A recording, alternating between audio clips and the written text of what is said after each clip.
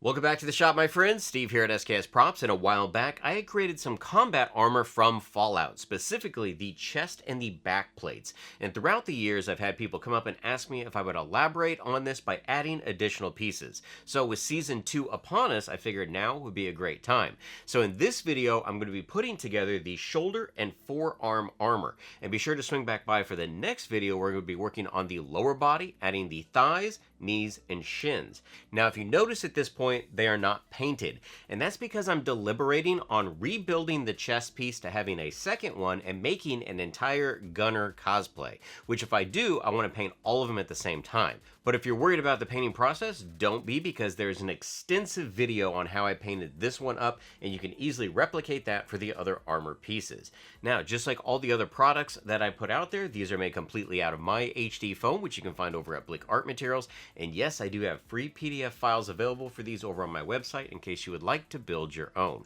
So I want to show you what it takes to put the shoulder and forearm armor together for this combat set. Let's go ahead and get started. Referencing my chest armor, I drew out the shoulder templates by hand before digitizing them in the computer. And we're going to start with the main body of the shoulder, which is going to be Part A. This is going to be traced and cut out of some 10mm foam. Part B is also going to be traced onto some 10mm foam. Now it does have some small cutouts that need to be addressed. I start by cutting a hole at the top and the bottom of each one of these areas with a 1/4" Forstner bit. Then I'm able to cut through the excess material in the middle by using a hobby knife. The cuts themselves have a little bit of variation to them, so to clean that up I'm going to be using a spatula bit on a heat tool. From here, the side that attaches to Part A needs to be cut inward at a 30° angle. Part C is going to go on the back side of the shoulder, and this also needs to be traced and cut out of some 10mm foam with that same 30° angle. And just like Part B, it has a small area near the bottom that needs to be removed. So I once again use my Forstner bit to cut a guide hole, and then a hobby knife to remove most of the material. Now these armor pieces have rivets all over them, and to replicate most, I'm going to be using a leather punch and scoring into the surface. Because these pieces are going to receive quite a bit of strain on them, I'm going to be using some weldwood contact cement. 2 light coats of the contact cement can be applied to each side, and after the contact cement has dried, they can be firmly pressed together. Remember when you're heating foam and using contact cement to always wear your respirator. With the outside pieces attached, to help this shape better conform to my shoulder, I'm going to heat up Part A. For this piece to always retain this shape, I'm going to glue some small strips of 2mm foam to the back side. That way if I ever left my armor in a car on a hot day, it's not going to deform.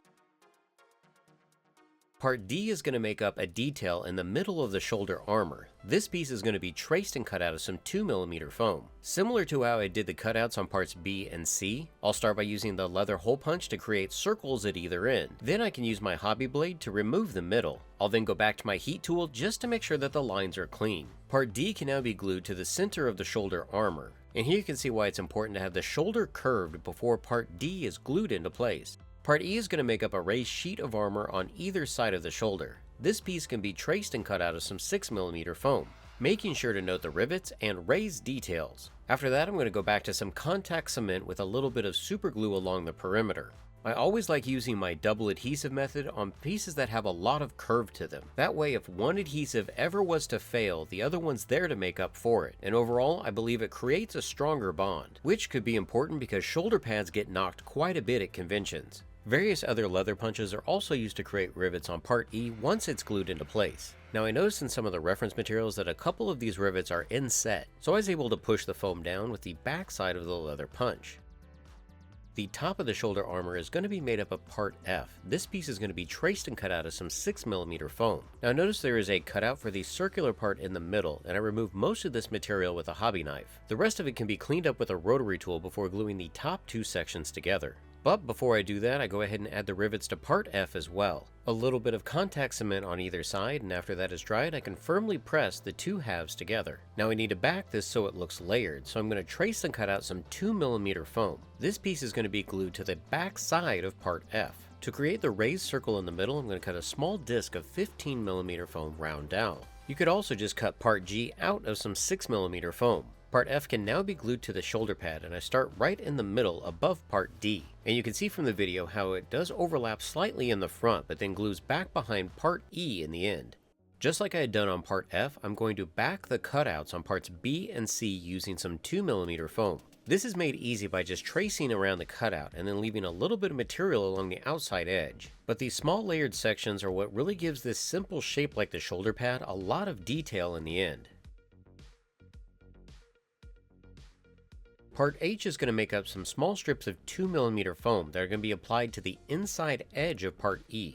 Any additional material hanging over the top and the bottom can easily be trimmed away. The outside edges of Part E will have a small block of 4mm foam attached. This block will have a slight angle in the front sanded down using my rotary tool. After the block has been glued into place, I can use my rotary tool again to sand the edges flush. With a light heat treatment across the entire surface to close the pores, the shoulder pads are now complete. Next up, we have the forearm armor, and the main section of this is going to be made up of Part J, which is going to be traced and cut out of some 10mm foam. A small raised detail is going to be cut away from the base template, and this is going to be made up of Part K. Part K is going to be traced and cut out of some 4mm foam. This can be glued onto Part J while the foam is slightly curved. After a light heat treatment, you can see here that I did sand down the ends to better match the reference material.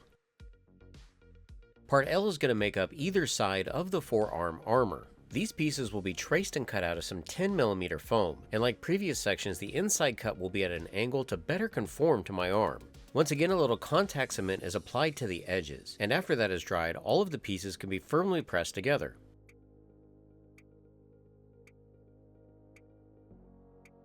Just like the shoulders, I'm going to add a little bit of heat to help manipulate the shape of the foam. And while they do set okay right now, it is possible that they could deform over time. So to keep them from doing that, I'm going to do that same trick of adding some 2mm foam strips to the back side while the foam is curved. Also to note, if you're doing a gunner cosplay, you may need 2 of these. But if you're wandering the wastelands with a Pip-Boy, you would only need to make 1.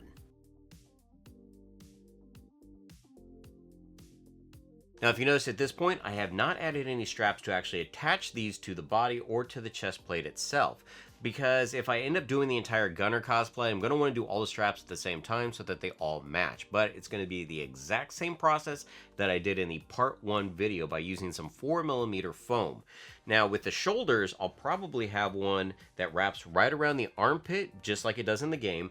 And even though it is not in the game, I'll probably have another strap go from the top and actually wrap around this top strap here to keep it in place. Even though it's not game accurate, we can't all do what games do. We don't have clipping or the ability to just make armor float. So with any of this, I'm providing you the armor templates, which is the hardest part. I'm sure that you can figure out how to strap it to your body on your own.